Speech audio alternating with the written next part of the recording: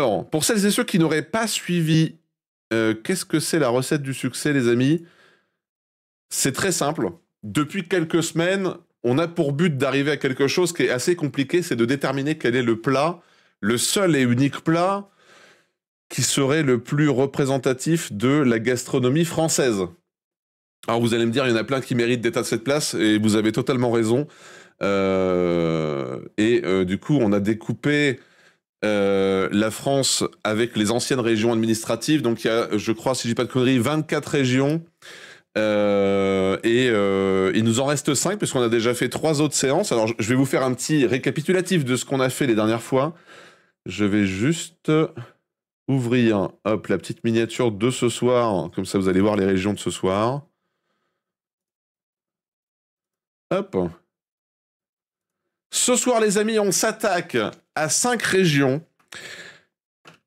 On s'attaque à la région Aquitaine, à la Bretagne, la Réunion, que nous avons regroupée avec Mayotte, à la région Lorraine et à la région Poitou-Charentes. Et donc, jusqu'à présent, on a fait 3 autres épisodes, et dans ces 3 autres épisodes, nous avons, pour la Corse, enfin vous avez, parce que c'est vous qui votez dans le chat, vous avez choisi d'élire le stoufatou comme plat représentatif de la Corse, le rôti de porc aux rainettes du Mans pour le Pays de la Loire, la truffade pour la région Auvergne. T'as transformé quelqu'un en pirate, merci. Oh merde. Merci Dankster pour le sub offert à Andouille de Guemeneux. Je refuse. Merci Dankster, merci beaucoup. Et donc le poulet boucané pour la Martinique, Guadeloupe, Guyane, la tartiflette pour la région Rhône-Alpes, la bouillabaisse pour la région PACA, le bœuf bourguignon pour la Bourgogne, l'escalope normande pour la Normandie, la carbonate flamande pour le Nord-Pas-de-Calais, le tourneau de Rossini pour l'Île-de-France, les andouilles de Troyes, enfin l'andouillette pardon de Troyes pour la région Champagne-Ardenne, le boudin noir pour le Limousin, la choucroute pour l'Alsace, la Picardie avec la ficelle picarde, la garbure pour la région Midi-Pyrénées, la poularde au mori et au vin jaune pour la Franche-Comté. Merci Canary pour le sub offert à Raclette Patriote, le cassoulet pour le Languedoc-Roussillon, le gigot braisé de 7 heures pour la région Centre. Hop, alors attendez, je rajoute Canary tout de suite. Hop, je t'ai ajouté Canary. Et on a un train de l'hype en approche. Alors ce soir, du coup, je vais noter sur mes petites fiches les régions que nous allons faire. Il y a donc l'Aquitaine. L'Aquitaine qui est un peu notre gros challenger du soir. C'est la région qui a le plus de plats à traiter de la soirée. Nous avons la Bretagne. Voilà. Nous avons la Réunion. Avec Mayotte. Boudin noir aux châtaignes pour le Limousin, s'il te plaît. Ah bah ça a déjà été fait, le Limousin. Ça a déjà été fait, c'est pas moi qui décide, c'est vous dans le chat qui décidez. La Lorraine. Ah oui. Merci l'Apex, merci beaucoup pour les 100 bits. Il y a un train de la hype, les amis. Et la région Poitou-Charentes.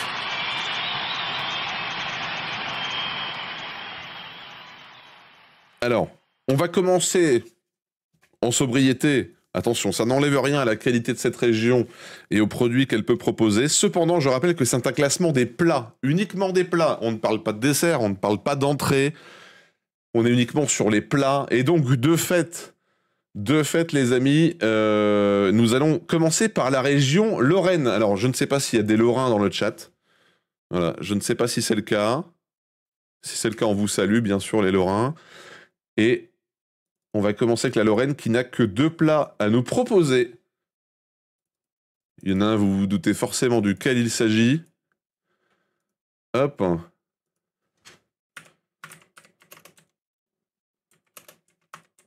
J'aurais pas dû regarder les plats gagnants, je veux de l'andouillette maintenant. Ah bah ça, évidemment, évidemment. Alors on commence tout de suite avec la région Lorraine qui nous propose en premier plat le pâté lorrain. Alors moi je connais le pâté, là on est sur une espèce de pâté brioché. Pas vous mentir que j'en ai jamais mangé, mais j'ai une page Wikipédia qui en parle, on va vérifier évidemment s'il s'agit d'une entrée ou d'un plat. J'imagine bien au vu du produit qu'on est quand même plus sur un plat. C'est les faritas, voilà, la Lorraine, facile, les faritas, exactement. Ce soir je mets 10 partout, oh merde, j'ai faim. Alors, tac. Le pâté lorrain est une charcuterie pâtissière un pâté chaud largement cuisiné autour de baccarat en Lorraine. Il n'est pas à confondre avec le pâté froid, fautivement nommé pâté en croûte. Donc voilà, on va pas parler de pâté en croûte. Le pâté lorrain est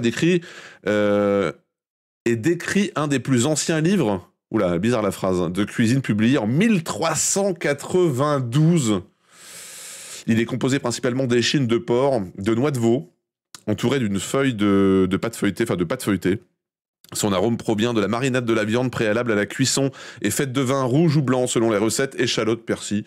La cuisson est longue et requiert généralement plus de 50 minutes, souvent consommée en hors d'œuvre, accompagnée d'une salade. Alors, on va lui attribuer une note, mais effectivement, je pense que c'est compliqué de le classer uniquement dans les plats. Et merci beaucoup l'Apex pour les 200 bits, c'est gentil à toi. Ben, je t'ajoute du coup l'Apex, ça fait 300 bits. Alors l'Apex, où es-tu ? L'Apex, tu es là. Hop, l'Apex qui est à 5 chances. J'ai une palette à la diable dans le four, j'en salive d'abord. Ah, la palette à la diable, qu'est-ce que c'est bon. Très, très, très, très bon. Du coup, vous allez attribuer une note à ce plat, les amis. Donc, le pâté lorrain. Le pâté lorrain, je vous laisse voter dans le chat. Alors, comme d'habitude, pour voter, vous avez une note sur 10. Je rappelle, attention. Ah, attendez, j'ai oublié un truc. Je rappelle, attention, que la note doit représenter non pas uniquement votre appréciation culinaire du plat, mais aussi sa technicité de réalisation, son histoire. Bon, là, on est sur quelque chose de simple. Donc, vous pouvez taper juste la note directement dans le chat. Attention, quand vous écrivez dans le chat, si vous écrivez, je sais pas moi, un chiffre dans le cadre d'une phrase, ça sera pris en compte. Hein. Donc, méfiez-vous. Donc, le pâté lorrain. Si vous en avez jamais mangé, soit tu lui mets une note en te projetant avec les informations que j'ai données, l'histoire du plat, soit tu ne votes pas. Mais tu fais comme tu veux, personne ne t'en voudra, ne t'inquiète pas. Oula, je vois qu'il y a beaucoup de... Oula, il y a beaucoup de petites notes. Moi, je pense que c'est très bon, mais je pense que on n'est pas tout à fait vraiment sur un plat, donc... Après, chacun est libre de lui mettre la note que vous voulez. Et après, je fais le petit calcul de la moyenne. Et une fois qu'on a fait ça, il y a le Père Noël qui arrive. Ouais, vous le savez, le Père Noël qui nous rejoint juste après. Ça ressemble beaucoup au char rôti qui est traditionnellement servi durant les fêtes de fin d'année sur les tables muridées, servi chaud ou froid avec une sauce aux érelles rouges. Oh merde. Évidemment. Merci Canem. Merci beaucoup pour le sub offert à Pâté Lorrain du dimanche. Alors Canem, je te note tout de suite. Hop, voilà, c'est noté Canem. Canem qui est bientôt fait à la moitié du chemin pour avoir sa commande. Alors attention, j'arrête vos votes et je vous fais le petit calcul de la moyenne pour ce plat. Alors nous avons 2, 4, nous avons 3, 5, nous avons 6, 6, nous avons 7, 6, nous avons 3, 8, 3, 9, 1, 10, ce qui nous donne une note de 6,75. Écoutez, c'est honorable. Hein. Donc le pâté lorrain. Le pâté lorrain, 6,75. Et on enchaîne tout de suite avec le deuxième plat de la région. Est-ce que je pense que tout le monde sait de quel plat nous allons parler? Évidemment. Évidemment, la quiche lorraine.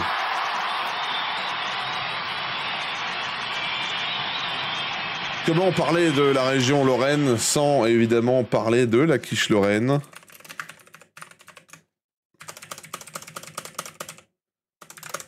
Alors la quiche lorraine, un grand classique bien sûr. C'est évident que nous allons avoir un Wikipédia, tout à fait. La Wish Lorraine, s'il te plaît. Oui, pardon, la Wish Lorraine. Alors, la quiche lorraine est une variante de quiche, une tarte salée de la cuisine française, en l'occurrence la cuisine lorraine, à base de pâte brisée ou de pâte feuilletée, de migaine, je sais pas comment on dit, œufs, crème fraîche et de lardons. La quiche lorraine se compose d'une pâte à pain étalée sur laquelle on verse, avant cuisson au four, la migaine, un appareil composé de crème et d'œufs battus. Depuis le 19e siècle, elle intègre aussi du lard. À partir de la seconde moitié du XXe siècle, des variantes intègrent de l'emmental râpé, des champignons ou encore des oignons. Elle est consommée le plus souvent chaude en entrée, mais pour le coup, on va l'autoriser en plat principal, hein, parce que ça peut être totalement servi en plat principal, c'est pas du tout déconnant. La la production de quiche Lorraine est considérable en cuisine familiale chez tous les charcutiers, boulangers, traiteurs et dans la production industrielle agroalimentaire fraîche, sous vide ou congelée. Alors l'histoire du plat, oh, mon Dieu, alors on va pas tout lire, mais vous voyez que l'histoire a l'air d'être copieuse. Dans sa description de la vie quotidienne lorraine de l'ancien régime, Guy Cabourdin précise que la qualité de la quiche lorraine, mince et croustillante, était en fonction de la fraîcheur des produits employés. Le lard et l'épaisseur de la migène ne vinrent que 19e siècle. De fait, la quiche contemporaine est très épaisse par rapport à la version historique et elle ne se consomme sous cette forme que depuis le 19e siècle. La principale différence avec la quiche actuelle réside dans la nature et l'épaisseur de la pâte. Pendant des siècles, ce fut une pâte à pain fine, dont l'appareil issu des ingrédients du quotidien se résumait au strict minimum des œufs battus avec de la crème, un peu de beurre, parsemé en copeaux. À la belle saison, on va chercher de la ciboule dans le jardin qu'on émince pour rehausser le goût de l'appareil. Salut Mjolnir, bonne soirée à toi.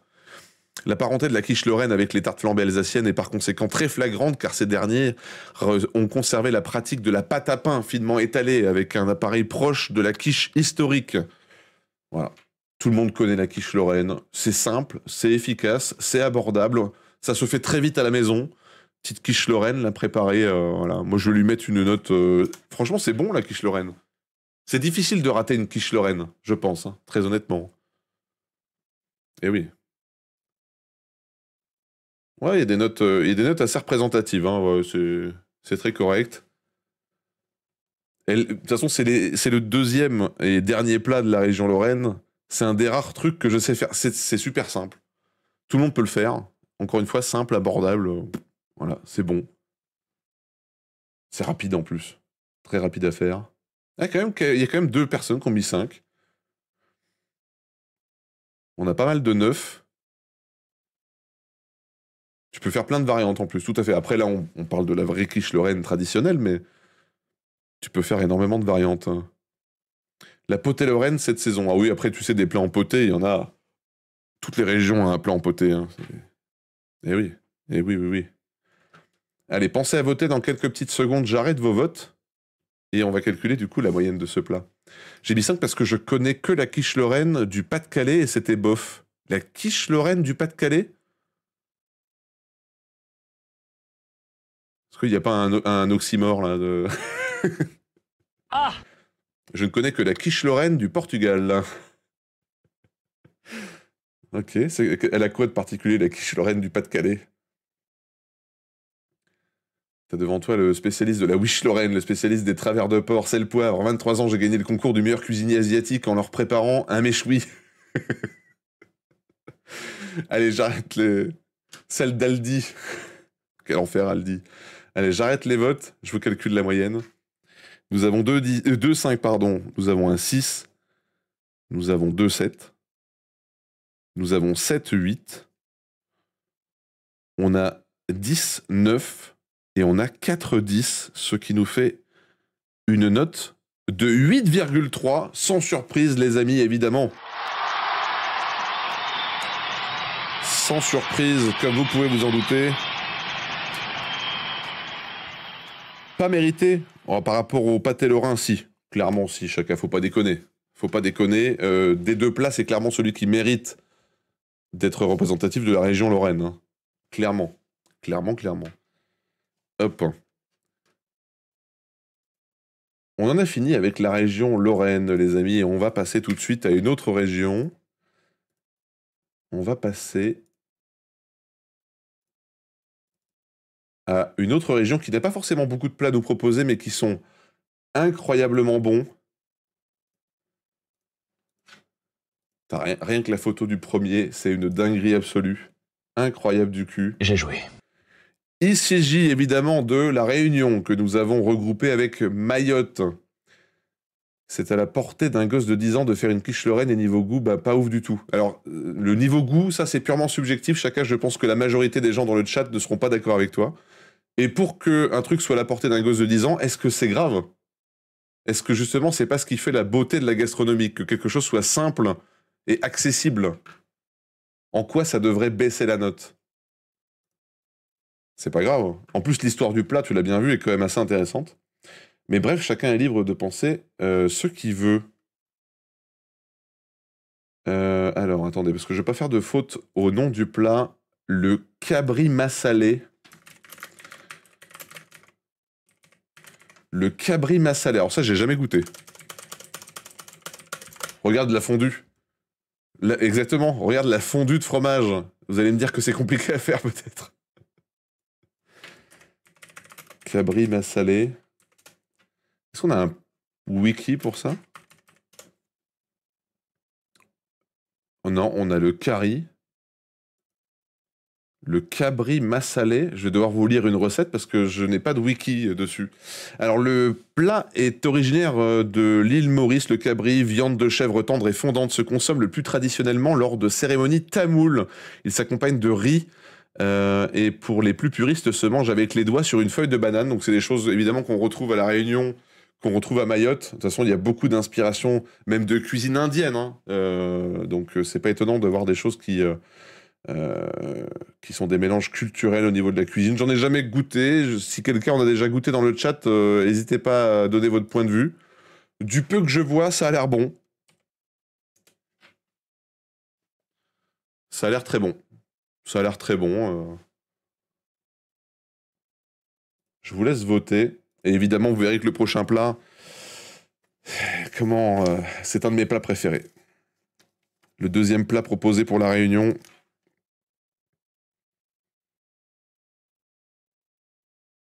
J'en cuisine moi-même régulièrement le deuxième. Et j'avoue que j'en ai déjà fait en live en plus, le deuxième qui va arriver après.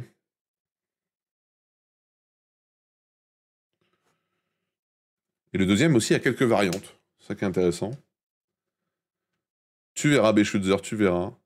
Je vais préparer d'ailleurs le wiki. Ah, bah ça y est, j'ai joui. Hein. Juste en voyant la photo, j'ai joui. Et salut Sanchez, comment vas-tu? Hop, je vous laisse voter pour le cabri massalé.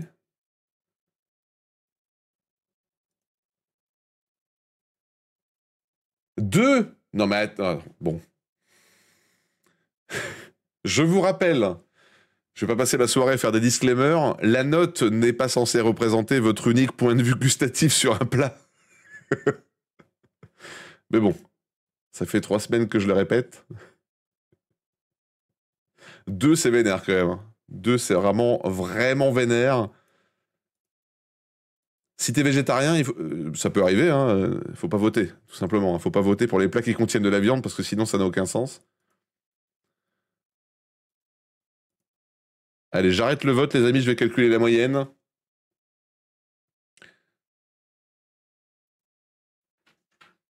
Alors...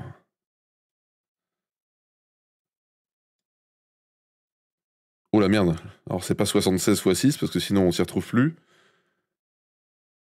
Ensuite on a 8-8. Ensuite on a 2-9. 3-10.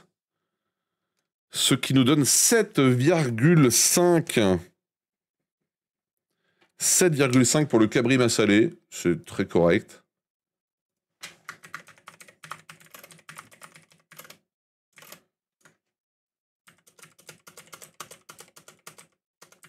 Ok. On passe au deuxième plat, tout le monde le connaît. Au moins de nom. Évidemment. Évidemment, vous l'avez cité dans le chat, il s'agit bien sûr du rougail saucisse. Eh oui, le rougail saucisse. Pourquoi il y a du riz? On n'est pas en Asie. Ah mais il y a du riz dans le rougail. Hein. Il y a du riz dans le rougail.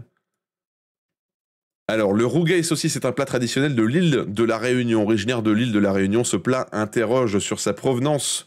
Cependant, nous pouvons constater que le rougail saucisse est bien originaire de l'île de Réunion. Le rougail réunionnais ou rougail mauricien est un plat originaire des Mascareignes. Son nom était d'origine indienne et proviendrait de la langue tamoule, c'est-à-dire pickles, apparenté au telugu, une des langues ancestrales. Le terme désigne une préparation pour accompagner certains plats de la Réunion. Le terme rougail ou encore rougail avec un Y a été apporté dans l'histoire du peuplement par l'Inde. Ce type de préparation n'est pas toujours pimenté, cela varie selon les personnes. Sur l'île de la Réunion, le rougail saucisse est très souvent cuisiné et apprécié, il est très simple à réaliser. Le rougail saucisse est un plat traditionnel réunionnais à base de saucisses de porc ou de poulet, préparées à la créole, souvent fumées mais parfois fraîches.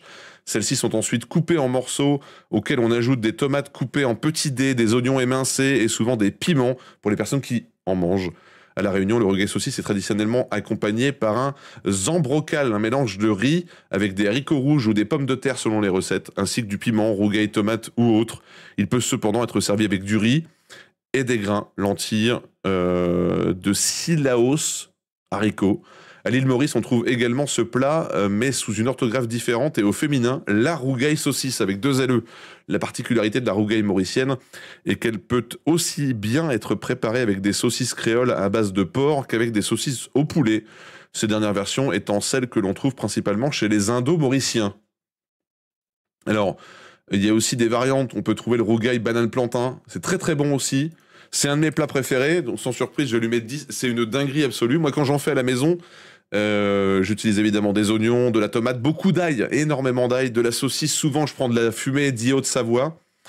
Et ça m'arrive aussi de préparer à côté de la banane plantain ou de la banane normale que je fais cuire avec du gros sel et un tout petit peu de sucre pour caraméliser le tout. Voilà. Quand j'en avais fait en live, il me semble que j'avais utilisé aussi de la banane. Faudrait que j'en fasse un parce que alors ça l'hiver, c'est réconfortant comme plat. Il faudrait que j'en cuisine un, tiens. Allez, je vous laisse voter dans le chat, attribuer une note au rougail saucisse. Tac. Vous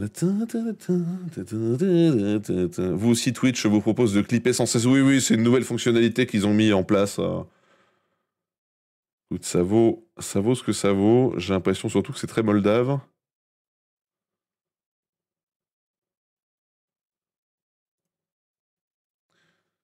Dans les épiceries asiatiques, ils font parfois les saucisses réunionnaises pour le rougail. Oui, tout à fait, ouais. Bah, j'ai découvert il y a pas longtemps à Pau un supermarché comme ça de produits asiatiques. C'est une dinguerie. Hein. Oh, c'est tellement bien. Par contre, la photo lui fait pas honneur. Il y a même pas de sauce qui fait tout le plat pourtant. Oui, non, mais après, voilà, la photo.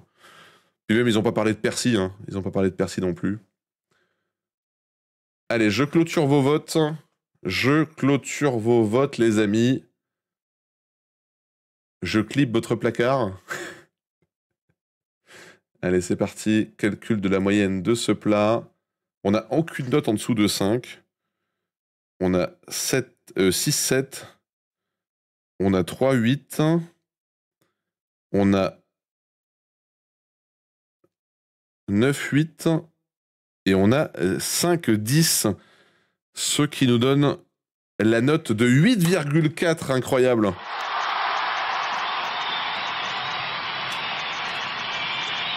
Eh oui. 8,4 pour la rougail saucisse pour la Réunion qui devient sans surprise le plat représentatif de la Réunion / Mayotte que nous avons regroupé ensemble bien évidemment. Alors nous allons passer à la 3e région de ce soir. Vous allez voir ça va aller vite ce soir. Hein. Ça va aller très vite. Hop. On va passer, les amis, à la région Poitou-Charentes. Alors, je suis désolé, la photo va être un peu floue, mais on va essayer de regarder un peu en détail sur Internet pour trouver... Oh putain, toutes les photos qui ont été mises sont floues, donc on essaiera de vous montrer d'autres photos. Personne n'est dupe. Ok. Est-ce que je peux vous trouver une photo de meilleure qualité? Ça, c'est la même. Bon, je suis désolé. Région Poitou-Charentes, premier plat, il s'agit du saumon rôti au pinot des Charentes. Je pense pas qu'on ait de Wikipédia pour cette chose-là. Est-ce qu'il y a vraiment besoin de vous lire la recette? On a une sauce à base de pinot des Charentes, on a du saumon rôti, échalote étuvée au pinot des Charentes, saumon rôti, simple, bon. Faut aimer le poisson, bien évidemment. Donc, je vais vous laisser voter pour ce plat.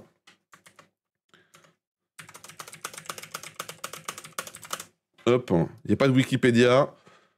Dans le titre du plat, il y a à peu près tout ce qu'il y a dedans. C'est pas une spécialité des Charentes. Alors, c'est un restaurateur des Charentes hein, qui a mis ça dans le salon Charente, donc je pense lui faire confiance, énervé. D'ailleurs, c'est un de nos viewers qui tient le plus vieux restaurant de Poitiers.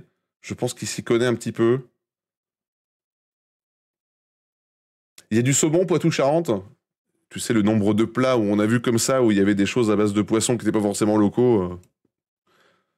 Qu'est-ce que tu veux que je te dise? Je suis d'accord, hein. C'est comme ça. Heureux Guambou. Par contre, la photo, elle est vraiment... vraiment floue.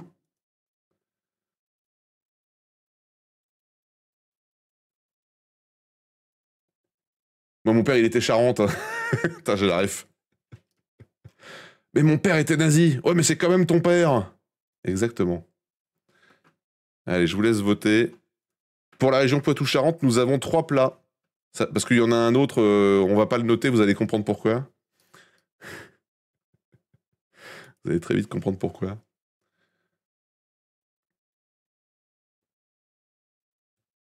Ah oui, mais écoute, énervé, ça fait 2 mois que sur le Discord, vous avez la possibilité de rajouter des choses dans les salons du Discord, triés par région. Tu n'avais qu'à le faire, écoute. Hein, Donc, c'est à disposition. Maintenant, c'est bon. Là, je vais pas vous mentir, c'est un peu trop tard maintenant. Sauce durian. Oh non, quel enfer. Quel enfer. Ça a l'air sympa, mais très honnêtement, bon, c'est... J'adore le saumon, hein, donc je vais mettre 7, mais vraiment pour la forme. Hein. Allez, je clôture vos votes et je fais le calcul de la moyenne tout de suite pour ce premier plat pour la région Poitou-Charentes. Alors, et nous avons ensuite 11,7, 2,8, 1,9, ce qui nous donne 7 tout pile.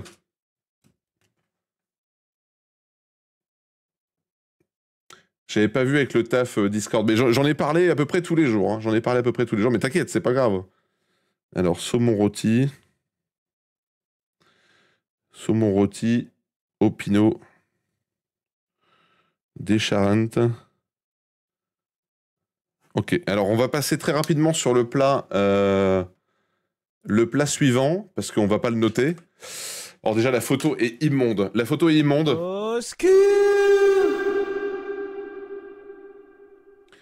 La photo est immonde. Il s'agit de la sauce au luma du Poitou. Qui a vomi dans l'assiette? Qui a dégueulé dans l'assiette? Qui déjà a mangé des escargots entiers avec la coquille? Donc on va pas le noter, parce que de toute façon, il ne peut y avoir qu'un seul plat, même si d'ailleurs c'est même pas un plat, c'est une entrée, il peut y avoir qu'un seul produit à base d'escargots en France.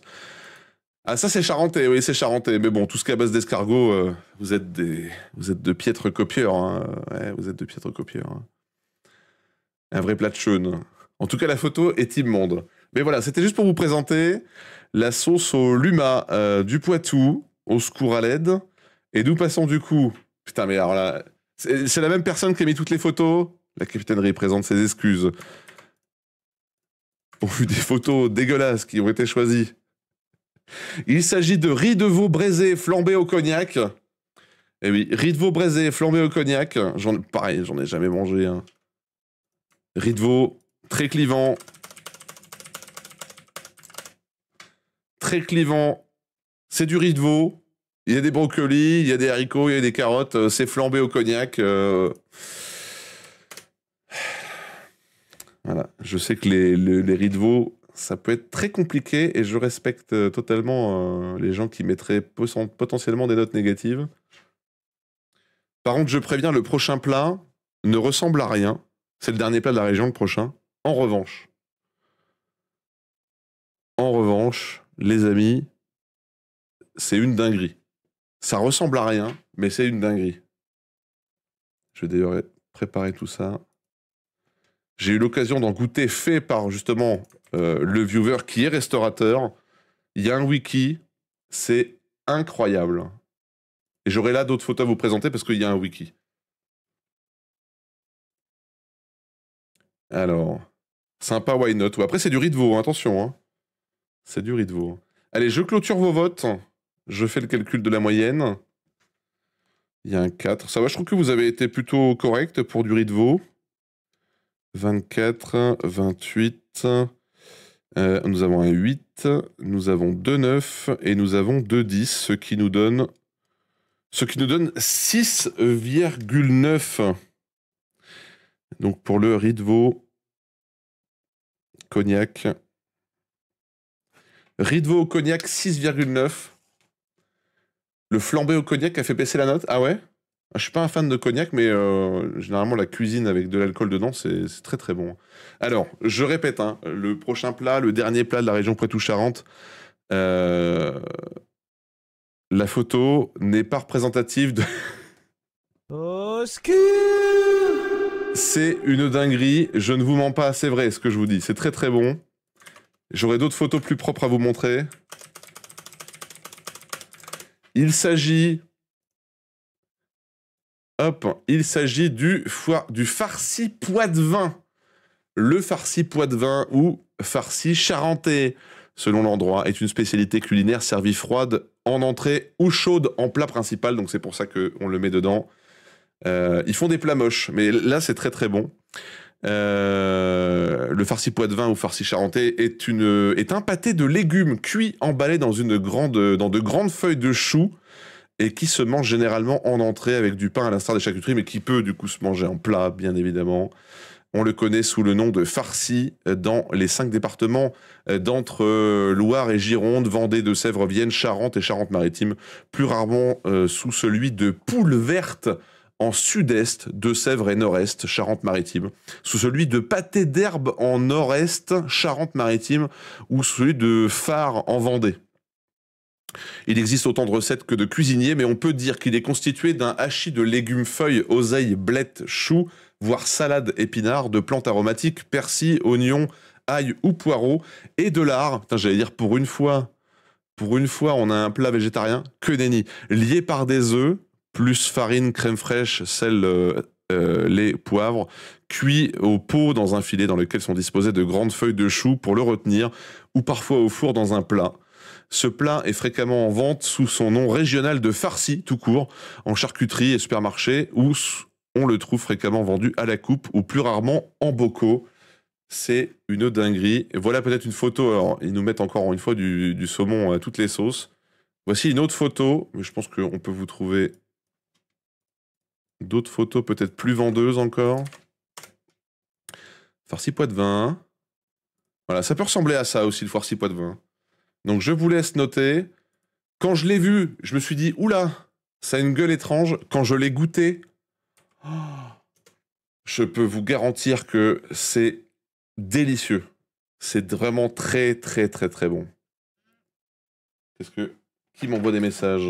Est-ce que c'est le Père Noël pour me dire j'arrive bientôt? Je pense.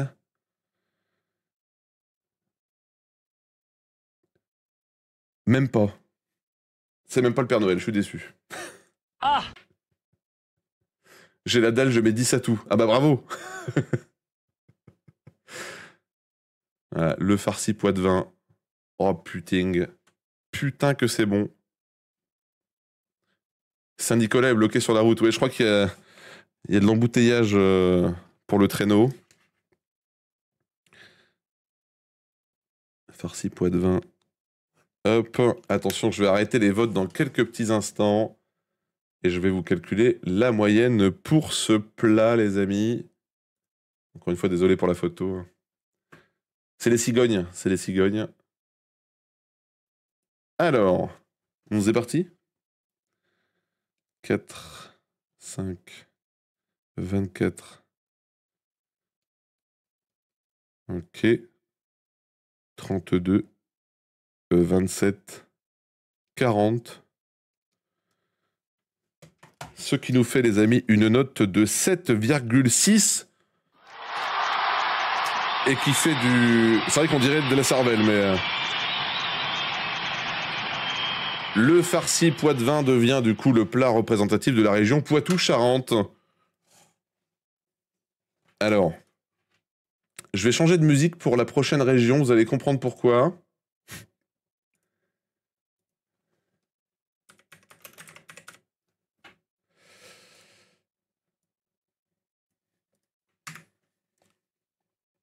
Bien évidemment,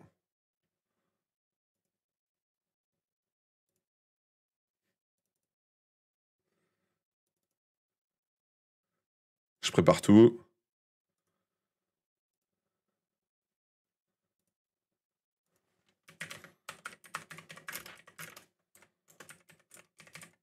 Salut Maïk, comment vas-tu?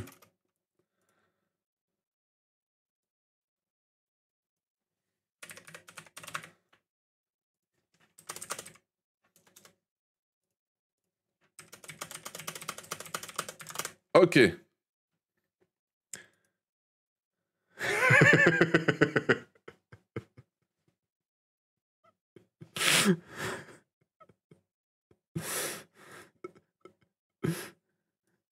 C'est de la provoque, ça. C'est de la provoque, monsieur Maïk. C'est de la provocation, bien sûr. On commence évidemment avec la région bretonne, les amis.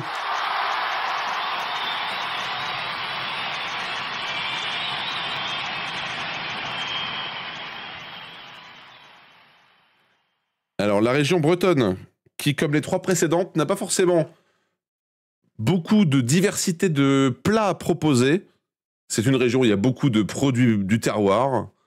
Il y a beaucoup de pâtisseries en Bretagne, mais en termes de plats, il n'y en a pas forcément beaucoup. Est-ce qu'il y a du beurre dans ce plat? Oh, je pense qu'il doit y en avoir à un moment ou à un autre de la cuisson des aliments ou dans la sauce. Il doit y en avoir. Il s'agit de la côtriade bretonne. Côtriade bretonne qui a droit à son Wikipédia. La côtriade ou côtriade bretonne du breton coatériade est une spécialité culinaire traditionnelle de soupe de poisson de la cuisine bretonne, originaire du Morbihan à base de divers poissons, crustacés et fruits de mer. Si vous n'aimez pas les fruits de mer, évitez de noter le plat, s'il vous plaît. La côtriade est issue du breton caeteriade, qui désigne le contenu d'une marmite. Par une métonymie distinctive des plats de poissons issus de la côte atlantique française. Le contenu du plat est désigné par son contenant, la marmite. Cette spécialité originaire du Morbihan, en Bretagne, est attestée dès 1877. Elle est au breton ce que la bouillabaisse est au marseillais, oh, déjà rien que cette phrase-là, voilà. Ou le taureau est au Pays basque, un plat traditionnel et populaire élaboré avec des espèces de poissons locales. À l'image de la bouillabaisse, la côtriade est à l'origine cuisinée par les marins pêcheurs bretons avec la godaille, c'est-à-dire tous les poissons, coquillages, crustacés invendus aux criées des ports de pêche, au retour des campagnes de pêche en mer. Les poissons sont découpés en gros morceaux et cuits au courbouillon, au vin blanc, dans une marmite avec des herbes aromatiques, des poireaux, des carottes, des oignons, des pommes de terre. Plus la liste des poissons utilisés est longue, plus la côtriade est raffinée. L'ordre d'introduction des différentes espèces pendant la cuisson est primordial pour la réussite de ce plat. Le congre en premier, la sardine en dernier, afin que chaque poisson soit cuit correctement. Je vous laisse attribuer une note à la côtriade. Si jamais vous n'êtes pas un amateur de poisson, essayez de ne pas en tenir compte dans votre note, évidemment. C'est important. J'en ai jamais mangé, pourtant j'ai vécu en Bretagne pendant longtemps. J'adore le poisson, donc je pense très honnêtement que je kiffe. Hein. S'il fallait goûter ça, je vois pas en quoi ou comment je ne pourrais ne pas aimer. Hop, j'ai remis de la musique. Très bien. La photo est jolie, un peu floue, mais jolie. Ça fait plaisir d'avoir des belles photos. Par contre, le prochain plat... Comment dire? Je m'excuse en avance. Hein. Je m'excuse par avance pour le prochain plat. Voilà, le capitaine n'est pas responsable du... Voilà, Gwambou, il sait de quoi je parle. C'est pas ma faute, c'est les Bretons. Si vous voulez que je vous dise. Pas moi le responsable. Hein. Alors attention, j'arrête les votes dans quelques petites secondes. De la chure de troll. Non, non, non, non, mais... Allez, j'arrête les votes. Et je fais le calcul de la petite moyenne. Hop, tac. 18. 28. 9. 30. Divisé par le nombre de votants. Ça nous fait 7, eh mais quand même, hein, 7,7 pour un plat de poisson. C'est correct. Hein. Énorme. Alors...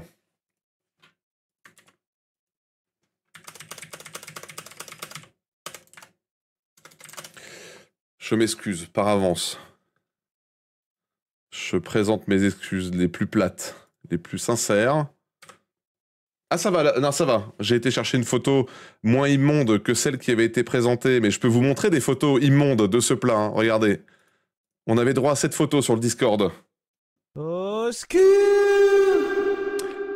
Il s'agit bien évidemment du Kig à farce. Kig à farce.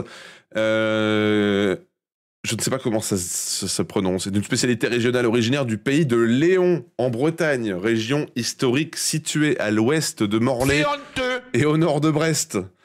En Basse-Bretagne, son nom signifie littéralement en breton viande et phare. Kig, viande chère, et farce, qui veut dire phare, F-A-R. Cette recette typique fut autrefois considérée comme la nourriture du pauvre. Voilà, sorte de pot-au-feu breton, elle se démarque par l'utilisation d'une pâte à base de farine de blé noir. Celle-ci est traditionnellement cuite dans un sac en tissu dans le même bouillon que la viande de bœuf ou du jarret de porc salé. On ajoute généralement des légumes tels que la carotte ou le chou.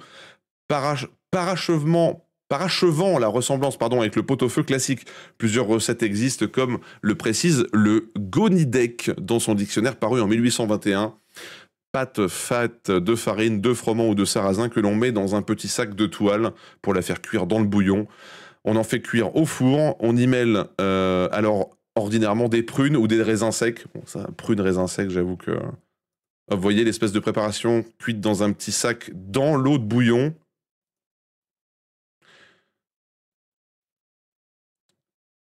Alors, bien que de nombreuses traces palynologiques soient attestées pour l'époque antique et médiévale, le sarrasin au blé noir originaire d'Asie apparaît dans les textes bretons et normands qu'à la fin du XVe siècle. Il va rapidement s'imposer dans les terres pauvres de la Bretagne intérieure. Sa croissance rapide, 4 mois et un rendement important lui assurent le succès. Il remplace le froment pour l'alimentation et devient céréale de base dans le Baléon. Voilà. Bon, exceptionnellement, il n'y aura pas de 10. Jusqu'à la Révolution, l'obligation d'utiliser des fours banaux dans le système féodal occidental, les banalités sont une installation technique faisant office de service public. Donc ça va être des fours mis à disposition publiquement des gens dans les villages et de payer des taxes restreintes ce mode de cuisson. Le phare en sac reste ainsi le seul type de phare jusqu'au 19e siècle.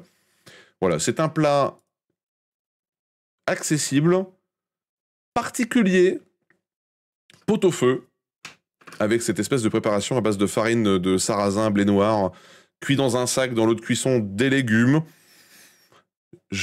Alors, j'ai jamais mangé, mais franchement, ça ressemble à rien. Mais ça doit pas être mauvais. Ah, on dit kick. J'ai entendu dire un breton dire kick à farce. Ok, kick à farce, me dit-on dans l'oreillette. Kick à farce. Je suis pas spécialement surpris par les notes, hein. C'est pas le plat le plus transcendant de la soirée, loin de là, hein, clairement. On va pas se mentir.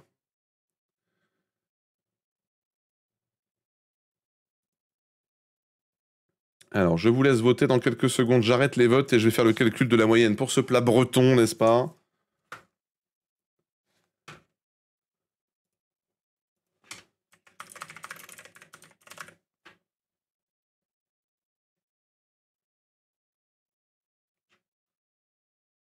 Allez, hop. J'arrête les votes.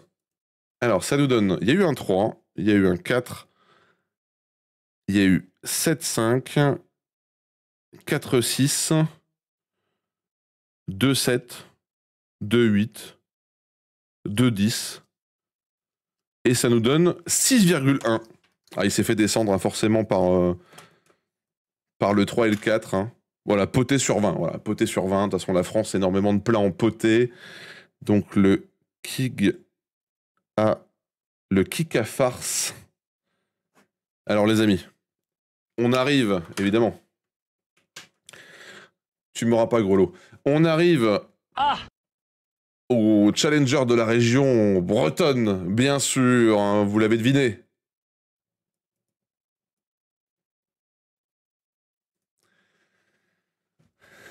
Évidemment. Attendez, d'ailleurs, pour l'occasion...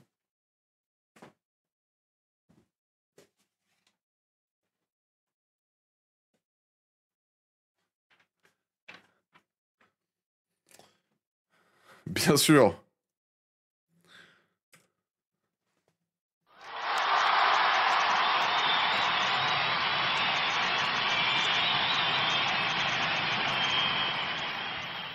Eh oui, c'est la galette, bien sûr.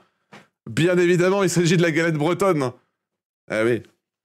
Eh oui, oui. Est-ce qu'il y a besoin de présenter ce plat? Est-ce qu'il y a besoin de présenter ce plat? Alors, la galette. On va quand même regarder un petit peu l'histoire de ce plat. Galette bretonne. Alors non, c'est pas le biscuit que je veux.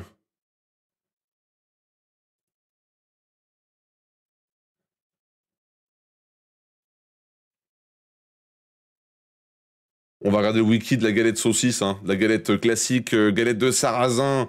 La galette de sarrasin est un type de crêpe salée à base de farine de sarrasin. Le bourriol est une crêpe de blé noir très ancienne appelée... Il est appelé pompe dans le nord du Cantal.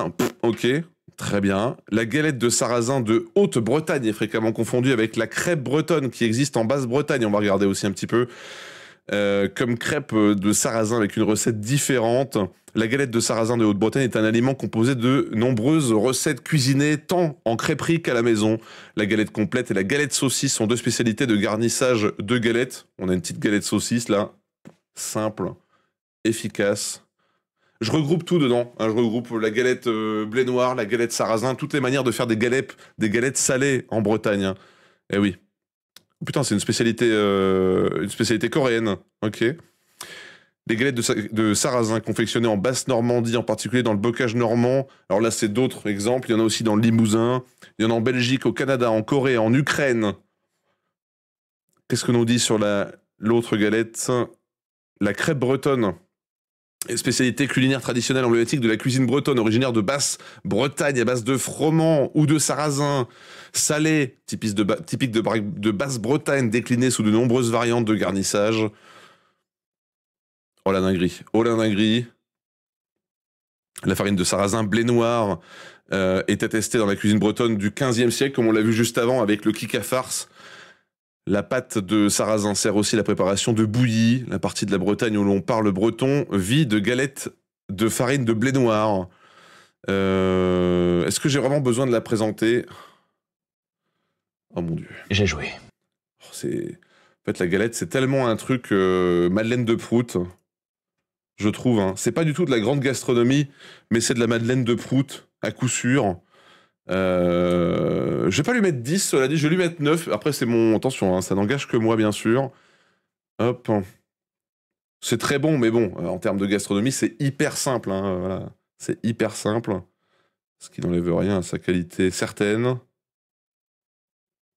Hop. Oh là, il y a des belles notes, hein. Il y a des belles notes. Un peu comme la quiche, facile à faire et déclinable, exactement. De toute façon, dites-vous que là, on met une note unique par plat. Quand on fera le vote national, ça sera beaucoup plus technique parce que vous devrez attribuer, je pense, plusieurs notes par plat. Une note pour le goût, une note pour l'histoire du plat et une note pour la technicité de réalisation gastronomique, hein, pour le côté un peu gastronome du plat. Ce qui permettra de peut-être être un peu plus juste quand on a d'un côté des plats très techniques et d'autre une galette qui est très bonne, forcément... ultra simple à faire, hyper bon, gourmande, on peut varier les plaisirs. Exactement, exactement. Allez, je vais arrêter vos votes. Il y a eu beaucoup de votants sur ce plat-là, c'est étonnant, tiens. Quelqu'un a mis 5. Maïk a mis 5. Est-ce que c'est pas par pure protestation normande? J'adore rire. Bah alors, Maïk... Alors, Grelot, non, je prendrai pas ton 1 en compte. Non, je refuse d'accepter un 1, c'est pas possible. C'est pas possible. Parfois, les choses simples sont les meilleures, c'est vrai. C'est vrai, c'est vrai. Sauf si tu m'expliques concrètement pourquoi tu mets 1 au plat. Non, je peux pas me permettre d'accepter un 1 pour ce plat, c'est pas possible, Grelot. Ne serait-ce que pour l'histoire de ce plat, c'est pas possible.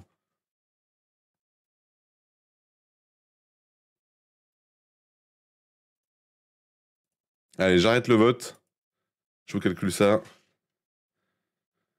Alors, 5, 6, 14. C'est faux, je suis fair play, j'ai proposé le kick à farce. Ah oui, c'est vrai que tu avais trouvé ça, le kick à farce. C'est vrai que c'était toi qui l'avais mis. Alors la photo que t'avais mis était immonde, mais d'accord, j'ai été chercher une autre photo parce que en même temps le plat est pas forcément très vendeur visuellement, on va pas se mentir. On a 8, 9 et on a 10, 10. What the fuck? Et ça nous fait 8,5 évidemment. 8,5.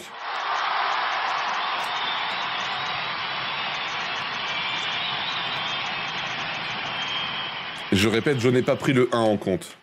Oui, c'est une des photos du wiki, mais c'est vrai qu'elle est immonde. Hein. Elle est immonde.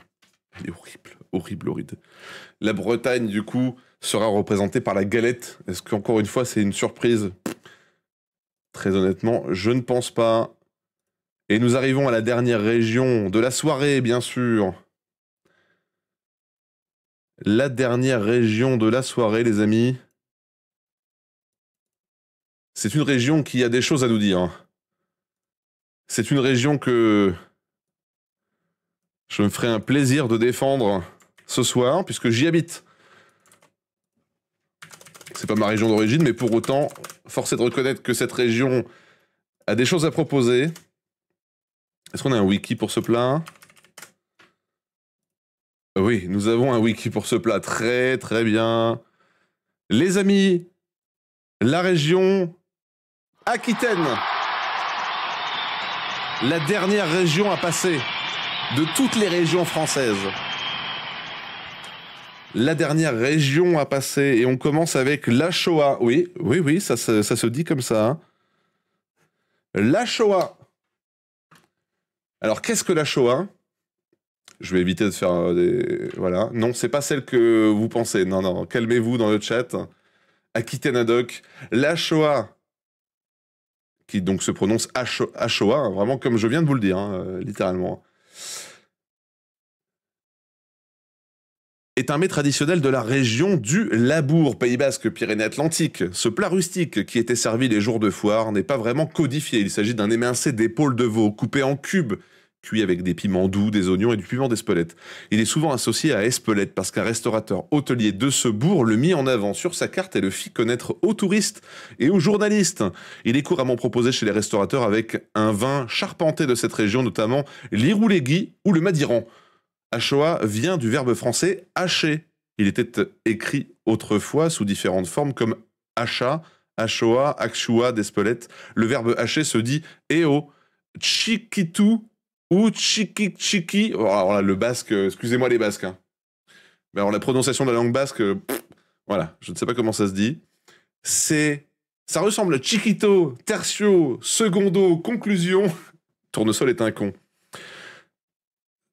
C'est délicieux. La Shoah, c'est délicieux. C'est un plat très très bon. La photo lui rend pas forcément hommage là sur celle-là, mais très très très très bon. Ouais. C'est super bon. C'est simple. Et en plus, c'est bien représentatif de la région parce que il y a le piment d'Espelette, hein, bien sûr. Hein. Eh oui. Ça a l'air très bon, oui, oui, oui. Mais c'est vrai qu'avant de déménager dans le sud-ouest, j'en avais jamais entendu parler. Hein.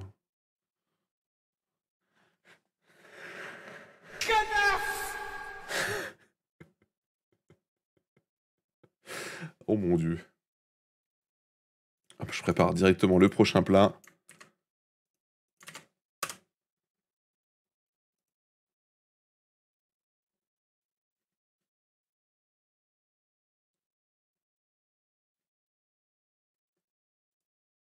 Le prochain plat est très bon aussi. Hein. De toute façon, il y a beaucoup de choses bonnes en Aquitaine, on va pas se mentir. Hein. Alors, attention, j'arrête les votes, les amis. Et je vous calcule la moyenne tout de suite. Alors, 5, 3 x 6, 18, 28, 32, 27, 30, 7,8. 7,8. Bah, une note très honorable.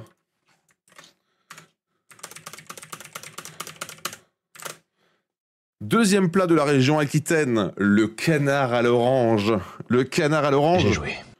Oh, le canard à l'orange. Après, il faut aimer le sucré salé. Hein. Voilà, il faut aimer le sucré salé. Alors, on a du magret, forcément, on est dans le sud-ouest. Eh oui. J'adore le magret, vraiment très très bon le magret. Spécialité culinaire gastronomique de la cuisine française, originaire de la cuisine médiévale, à base de canard sucré salé, à la sauce bigarade et de Grand Marnier. Eh oui. L'orange amère bigarade est importé de Chine vers l'Europe à l'époque des croisades. Mais c'est pas grave si c'est asiatique à l'origine, on s'en fout. Regarde le nombre de plats qui sont allemands, qui sont hollandais. On s'en fout, ça n'a pas d'importance. Donc importé vers l'Europe à l'époque des croisades au XIe et au XIIIe siècle, l'orange douce est découverte en Chine et importée en Europe au XVe par des navires portugais. Les oranges sont alors un produit de luxe jusque dans les années 1950. Les premières recettes de canard à l'orange existent en France depuis le XIVe siècle. Selon une légende, les cuisiniers de la reine de France, Catherine de Médicis, importent en France au XVIe siècle la recette du canard à l'orange.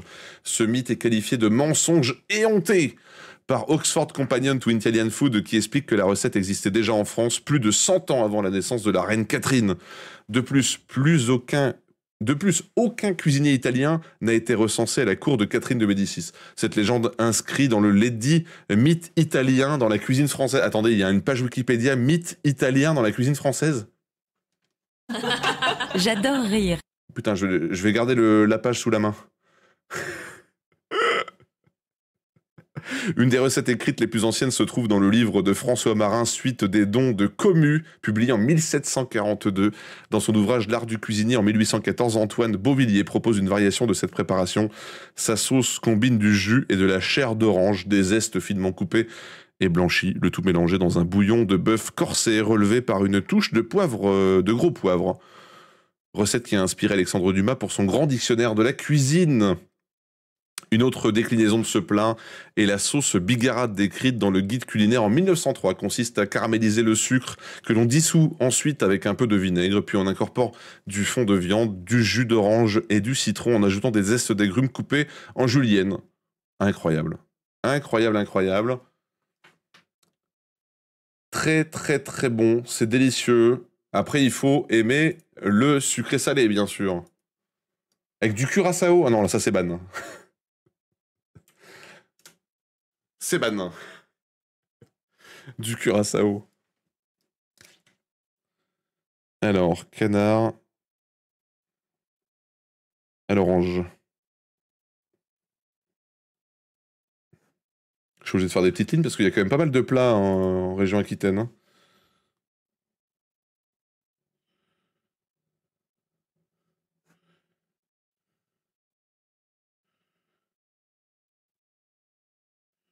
Il y a des trucs avec des noms improbables.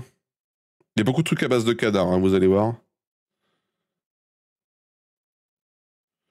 Je prépare tous les noms. Il y a même un plat de ma ville.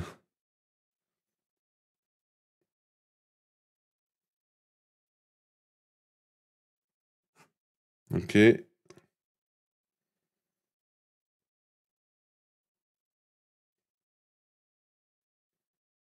Ok, j'ai tous les plats, c'est bon. Deux? Alors attends. Non mais deux, c'est chaud. Pourquoi deux, Sanchez? Est-ce que tu peux nous expliquer pourquoi tu mets deux? Je rappelle que la note ne doit pas représenter votre unique goût. Non, non, non, mais Sanchez, si la note, c'est parce que tu n'aimes pas le plat, je suis désolé, je ne peux pas prendre ta note en compte, c'est pas possible. La note est censée représenter, encore une fois, l'histoire du plat, la technicité de réalisation et le goût. Mais tu peux pas résumer ça à deux, c'est pas possible. Encore que ça soit des tripes. Je veux bien, les tripes, c'est clivant, c'est quelque chose de très particulier.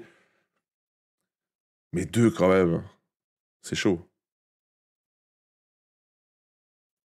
Putain, alors le mythe italien dans la cuisine française, ce Wikipédia a l'air incroyable. Hein. La béchamel, la pâte à choux, les macarons, les glaces.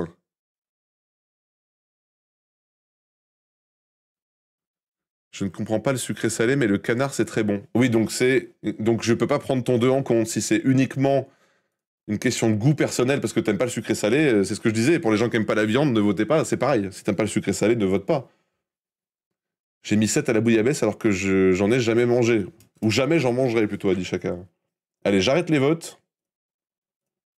Hop, je calcule. 5, 6, 28, 32,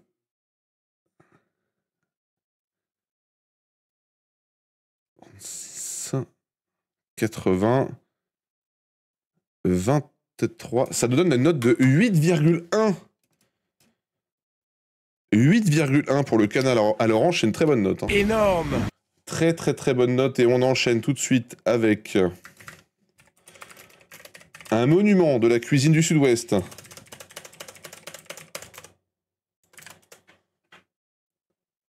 C'est pas grave, Sanchez, c'est pas grave. Je l'ai juste pas pris en compte, je me suis permis. Hein.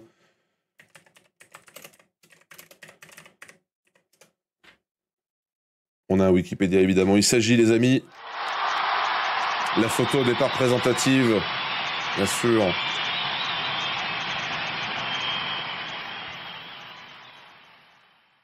J'ai plein de photos, hein. S'il y a besoin de photos, j'ai plein de photos. Le confit de canard. Eh oui. Le confit de canard, bien sûr. Le confit de canard est une spécialité culinaire du sud-ouest de la France. L'élevage des oiseaux est une pratique qui remonte à l'Antiquité égyptienne. La pratique du gavage s'est perpétuée pendant et après la chute de l'Empire romain en Europe centrale. Le maïs ou blé de Turquie était originaire d'Amérique centrale. Le gavage au maïs est arrivé tardivement, mais l'addition du maïs et des oiseaux permet aux paysans de faire provision pour l'hiver. Le confit entre dans l'histoire grâce à Henri IV. Henri IV, la ville de Pau, s'il vous plaît. Ah ouais. Henri IV. Élevé à la campagne, qui prie le gouverneur du Béarn de lui faire parvenir une douzaine d'oies salées, les plus grosses que vous pourrez trouver, de sorte qu'elles fassent honneur au pays. Des tables paysannes, le confit d'oies passe alors aux tables des seigneurs.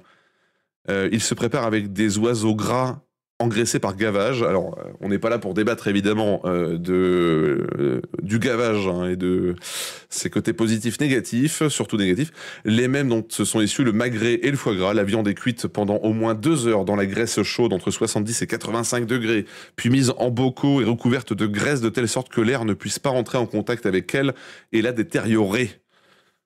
Est-ce que j'ai besoin de présenter vraiment plus que ça le confit de canard, les amis? C'est une dinguerie.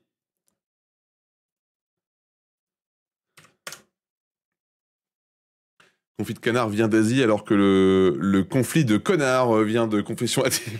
C'est ça. C'est ça, exactement. Le confit. Ouh, les bonnes notes. Hein.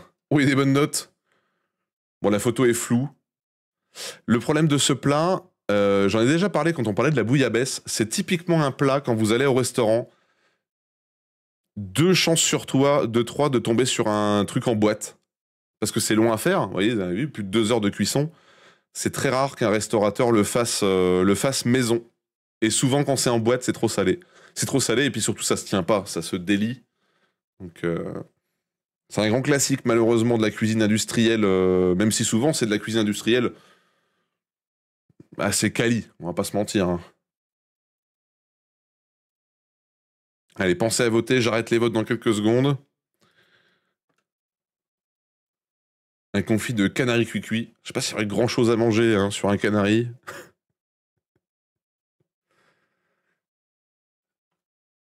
Allez hop, je termine le vote. Aucune note en dessous de 7. C'est beau.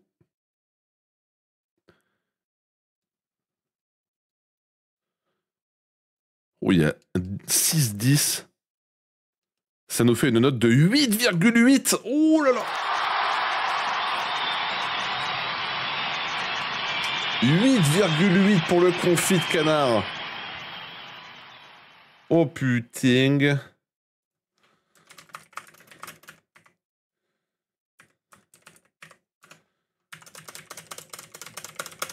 Alors le prochain, je ne le connais pas, je ne l'ai jamais mangé. Oula.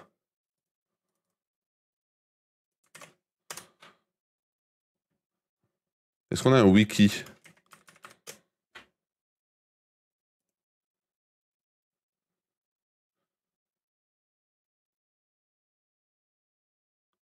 Le prochain, vous n'allez pas lui attribuer de notes parce qu'on est plus sur un accompagnement. La seule page Wikipédia que j'ai pour parler un petit peu de ça, et il s'agit de la mique du Périgord. Alors, la mique du Périgord, la mique est un plat à base de céréales proches du pain dont la recette peut fortement varier localement, mais qui a pour caractéristique commune un appareil compact, poché dans un bouillon. Selon les recettes, la mique est accompagnée de ragoût, de viande de porc salée, cuite au bouillon, de confit de canard. Ce plat est de tradition dans le Limousin, le Périgord et le Quercy. Voilà. Est-ce que j'ai d'autres photos de mique? Non, mais je pense que celle-là parle d'elle-même, hein. C'est simplement pour vous montrer la mique du Périgord. Donc, pas de notes pour ce plat-là. Parce qu'on est sur un accompagnement.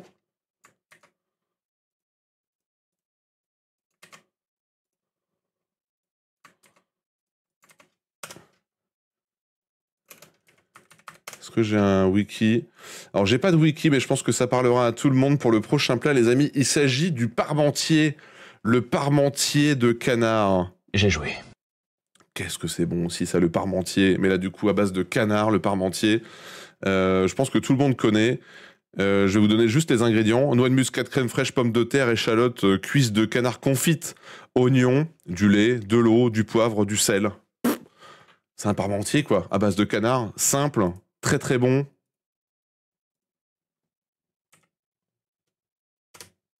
Voilà, je vous laisse donner une note à ce plat.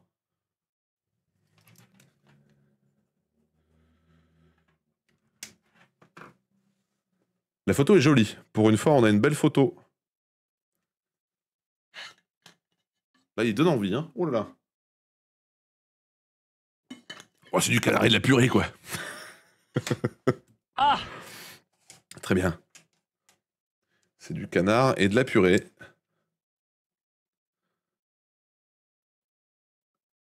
Allez, je vous laisse encore quelques petites secondes pour voter. Le prochain, pareil, il n'y aura pas de note, mais c'est simplement pour le... Merde. Excusez-moi. Ah bon, vous avez été spoilé, pas pour le prochain, mais pour celui d'après.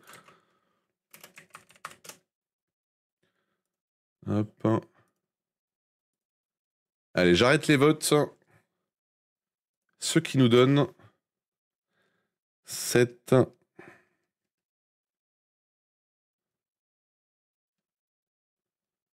Il y a 7-10 quand même, hein. Putain. Putain, on est sur un 8,9 pour le parmentier de canard, hein. 8,9, très très bonne note. Ah ouais.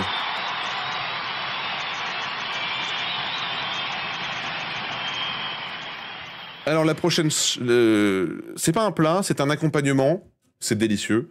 Il s'agit des pommes de terre sarladaises. Je sais que Dankster les affectionne particulièrement. Est-ce que je peux avoir une info? Pommes de terre sarladaises. Salardaise. Salardaise? Non. Je ne crois pas, non. Pommes de terre sarladaises. Alors, les pommes de terre sarladaises, c'est un accompagnement. Voilà, cuite dans de la graisse de canard. Est-ce que j'ai le hollandaise? Sarladaises. Est-ce que j'ai la liste des ingrédients? Pommes de terre, graisse de canard, des gousses d'ail, du persil. Simple, délicieux. Voilà, mais c'est pas un plat. C'est pas un plat, mais c'était important de vous montrer un petit peu ce qui se fait dans la région. Et donc on arrive, attention. On arrive à un monument. Alors là, je vous demande, attention, toute votre attention, parce que là, il s'agit évidemment du plat de ma ville. C'est le plat de ma ville. Il y a phonétiquement le nom de ma ville dans le plat. Est-ce que vous l'avez? Je pense que oui, quand même. Un grand classique de la gastronomie française. Alors, c'est la poule au pot, mais pot s'écrit P-O-T. Mais oui, c'est bien la poule au pot. La poule au pot est une recette de cuisine traditionnelle de la cuisine française ainsi qu'une spécialité de la cuisine gersoise et du Béarn à base de poule, enfin de pot au feu ou potée de poules cuites au bouillon dans une cocotte avec des légumes, carottes, navets, poireaux, oignons, clous de girofle, à l'image du coq au vin, car lui, c'est très représentatif aussi. Elle devient un des emblèmes de la France. Alors là, attention, messieurs, dames, on est sur un monument, un pilier. Lorsque l'histoire de France veut que le roi de France, Henri IV, le roi de France Henri IV, qui a son château dans la ville de Pau, s'il vous plaît, institue et démocratise la poule au pot au XVIIe siècle comme plat national français en citant « Si Dieu me donne encore de la vie, je ferai qu'il n'y aurait point de laboureur en mon royaume qui n'ait moyen d'avoir une poule dans son pot. » Rien que ça. Hein. J'adore rire. Je veux que chaque laboureur de mon royaume puisse mettre la poule au pot le dimanche. Eh oui, l'histoire de France retient le mythe que le roi Henri IV, né au château de Pau, dans le Béarn, est dit vers 1600 au duc Charles-Emmanuel Ier de Savoie, ou à son ministre Maximilien de Béthune, duc de Sully, selon l'historien Jacques Bourgéat. Si Dieu me donne encore la vie, je ferai qu'il y ait, donc ce que je viens de vous dire. Après plusieurs décennies de guerres de religion destructrices et ruineuses entre protestants, huguenots et catholiques, il aspire à restaurer la prospérité du royaume de France et de ses sujets. Assassiné en 1610 à Paris par François Ravaillac, la poule au pot a été maintes fois le sujet d'épigrammes lancés contre les successeurs du Béarnais. À l'aube de la Révolution française, on chante « Enfin, la poule au pot va être mise ». On peut du moins le présumer, car depuis 200 ans qu'elle nous est promise, on a cessé de la plumer. J'adore rire. C'est incroyable. Le roi Louis XVIII innove au moment de la Restauration, considérant qu'Henri IV aurait promis le gallinacé sur la table des Français tous les dimanches. Selon l'autre formule prêtée à Henri IV, je veux que chaque laboureur de mon royaume puisse mettre la poule au pot le dimanche. La poule au pot béarnaise farcie d'Henri IV de Navarre est à ce jour une recette emblématique du Béarn et de la cuisine gersoise, à base de poule gasconne farcie, cuite au bouillon de bœuf béarnais avec des légumes. C'est simple, c'est délicieux.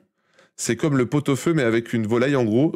Les légumes qui sont dedans sont cuisson type pot-au-feu, mais on vient fourrer la poule avec... C'est une dinguerie. Hein. Franchement, je vous le dis, c'est une dinguerie absolue. Non pas par chauvinisme que je vais lui attribuer un 10, hein, mais force est de reconnaître que c'est la reine des plats empotés. C'est la reine, le roi, Henri IV, des plats empotés. C'est délicieux.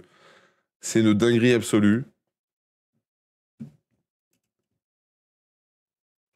C'est pas vrai, j'ai pas mis 10 avec mon compte secondaire. C'est faux. 6 canaris. Je te banne. Je te banne, canari.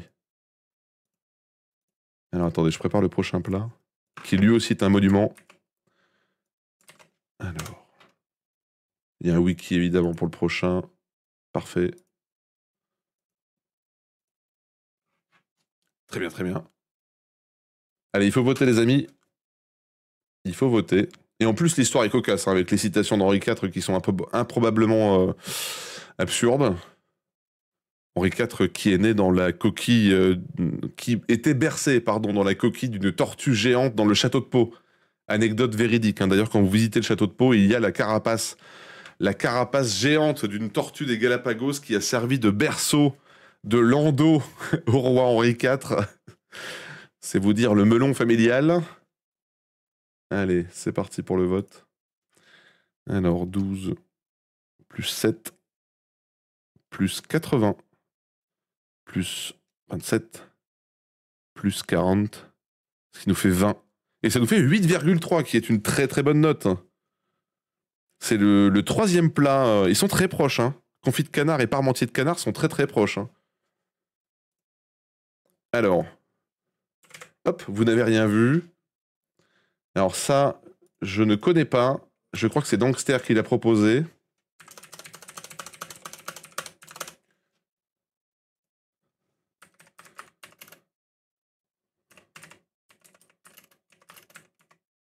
Le tourin blanchi du Périgord. Il n'y a pas de wiki. Alors, est-ce que Dankster est là pour nous en dire un peu plus? Parce que...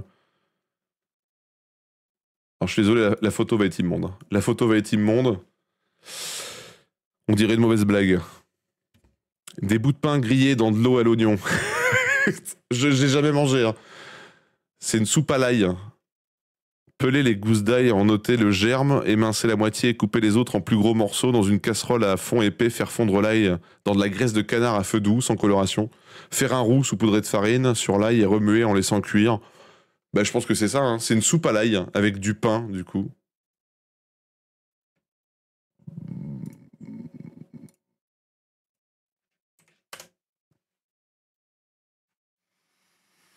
Ah! J'aime bien l'ail, mais bon, quand même, quoi. Ouais, why not, mais bof, voilà, c'est ça. Why not? Je serais curieux de goûter un jour, mais... Choc barre de perplexe.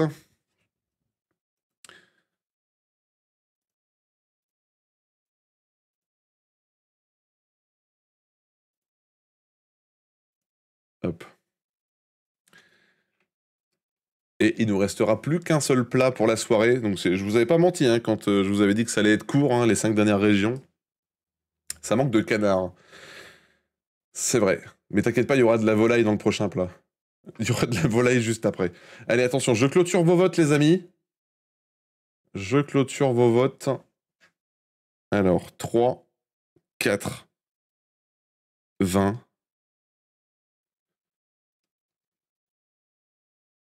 14, 13, 5,5. Bon, est-ce que c'est bien surprenant? Merde, c'est pas celui-là. 5,5. Ça me choque pas, très honnêtement, ça me choque pas. Par contre, les amis, je vous demande. Tous les soirs où on fait un classement de la gastronomie française par région, on a un grand challenger. À votre avis, quel est le plat qu'on a oublié? Est-ce que vous l'avez? Plat de la région Aquitaine. Est-ce que vous l'avez? La poutine? Non. Ah!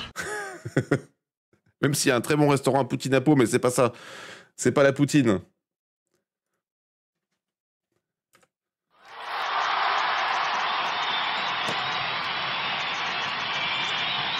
Non, le cassoulet, c'est pas la région Aquitaine. C'est pas la... Il s'agit du poulet basquez, bien sûr, le poulet basquez. Énorme! Le fucking poulet basquez. Eh ouais.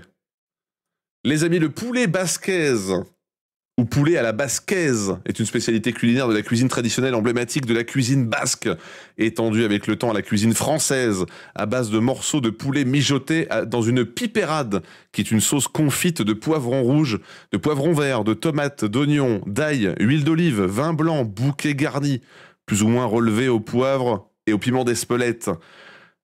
Le poulet à la basquaise est aux couleurs du drapeau basque rouge, vert, blanc. Il est traditionnellement mijoté et servi avec une pipérade dans une casserole en terre cuite, une cazuela ou une cocotte, et peut-être améliorée avec du jambon de Bayonne. Poulet vascon de Vasconie, une trace dans Astérix en Hispanie. Il n'y a pas forcément beaucoup d'informations sur l'histoire du plat. C'est délicieux. Je ne sais pas si vous avez déjà goûté le poulet basquaise dans votre vie. Quand c'est bien fait... et c'est difficile de le rater. C'est un banger absolu, le poulet basquez, bien sûr.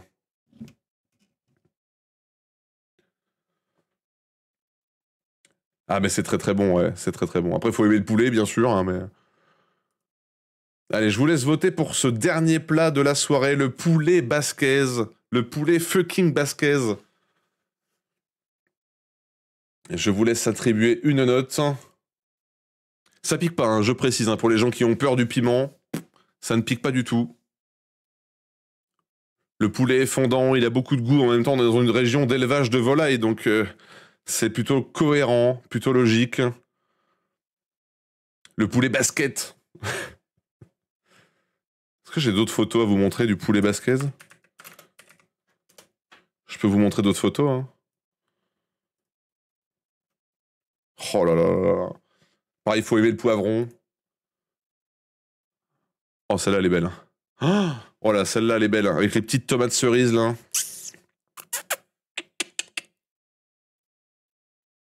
Tellement bon.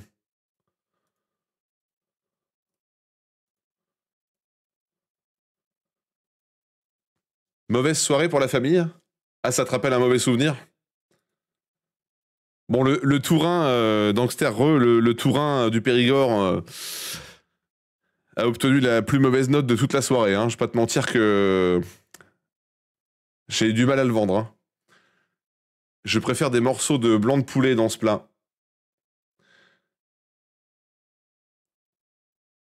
Je pense que c'est parce que c'est Canary. Ah oui, c'est vrai que là, effectivement, la famille de Canary s'est fait plumer. De toute façon, dans la région Aquitaine, Canary, c'est un truc rustique et très localisé. Oui, puis c'est très très simple en plus. Hein. Attention, je calcule la moyenne de ce plat. C'est parti.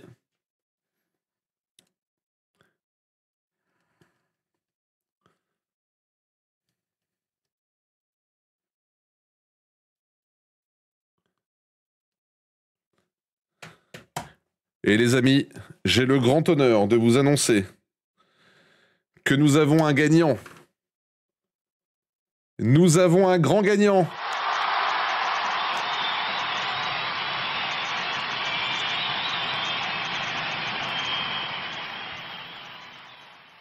Mon stylo rouge, mon stylo rouge. Alors sachez que ce talonne avec un écart respectif de 0,1 entre les trois plats. À la troisième position, nous avons le confit de canard avec 8,88. J'ai mis les dixièmes parce que c'est important. Le parmentier de canard avec 8,91. What the fuck? Le poulet basquez 9,04.